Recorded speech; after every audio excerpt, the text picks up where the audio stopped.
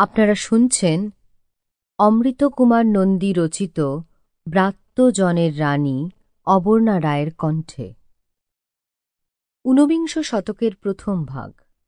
প্রতিষ্ঠার পুরো ভাগে ব্রাহ্মণ কায়স্থ বংশের ধনী মানুষেরা।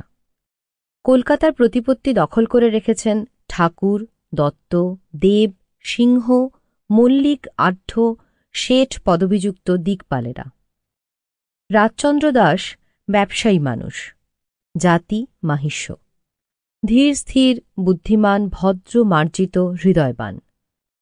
উত্তর কলকাতার ধনীরা উচ্চ বংশজাত, বনেদি পরিবার। জ্ঞান, গুণ, দান, ধ্যানে যত না নামডাক, তার থেকে বেশি গরিমা জাত্যাভিমানে। রাজচন্দ্রের রাজবাড়ি যানবাজারে। মাহিষ্যকুলোদ্ভব রাজার প্রতি তুচ্ছতাচ্ছিল্য ভাব। জলের মতো টাকা ওড়াচ্ছেন কলকাতার রাজা মহারাজা জমিদারেরা।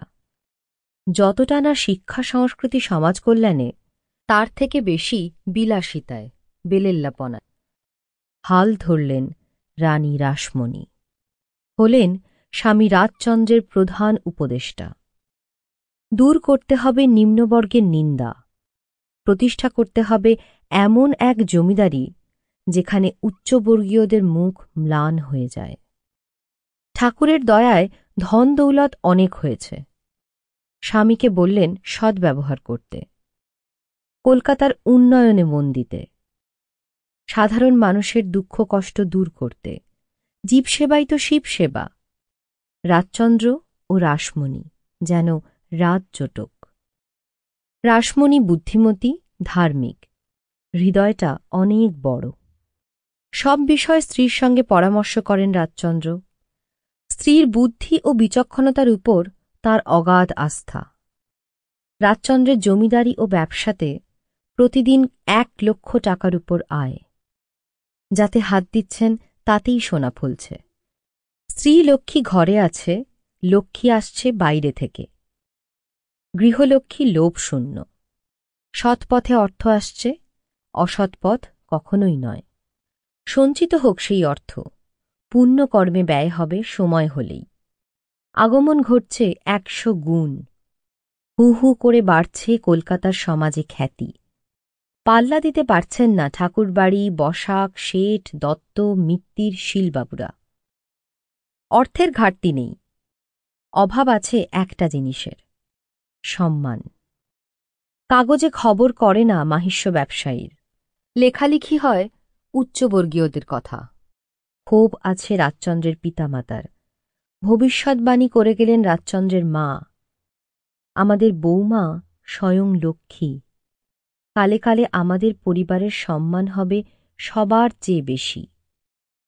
হয়েছিল তাই। গ্রামের নাম কোনা, পাশে হালি শহর। মাতৃসাধক রামপ্রসাদের ভিটে। একটু দূরে মা গঙ্গার পুণ্যস্রোত।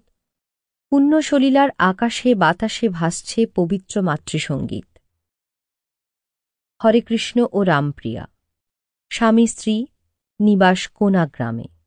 2 পুত্র, রামচন্দ্র আর গোবিন্দকে নিয়ে দুঃখের সংসার। নুন আনতে পান্তা ফুরোয় অবস্থা। অভাব নিত্যসঙ্গী। হরেকৃষ্ণর পরিচিতি হারু ঘরামি নামে, নাম ডাক আছে ঘরামি হিসেবে। আশপাশের গ্রাম থেকেও কাজের ডাক আসে। কাজ করেন মন দিয়ে, ফাঁকি নেই, ফক্করিও নেই। সারাদিন অন্যের বাড়িতে কাজ। বেড়া বাঁধা থেকে ঘর ছাওয়া, বাড়ি ফেরেন সন্ধ্যায়। স্নান করেন গঙ্গায়, তারপর খাওয়া দাওয়া। খেয়ে দিয়ে ঘরের দাওয়ায় বসা, বিশ্রাম নয়, নাম গানেই বিশ্রাম। খোল করতাল নিয়ে কৃষ্ণ নাম গান ধরেন, হরে কৃষ্ণ হরে রাম, নিতাই গৌর রাধে শ্যাম। সঙ্গী জুটে যায় অনেক। পাড়া প্রতিবেশীরা এসে ধুয়ো ধরেন হরে কৃষ্ণর সাথে। ছেলে 2 আছে, বড় হচ্ছে। কাজকর্মে মন বসেনি এখনো। কন্যারত্নের বড় স্বাদ দাস দম্পতির। স্বপ্ন দেখলেন রামপ্রিয়া। বৃন্দাবনে রাস উৎসব হচ্ছে। Sample complete. Ready to continue?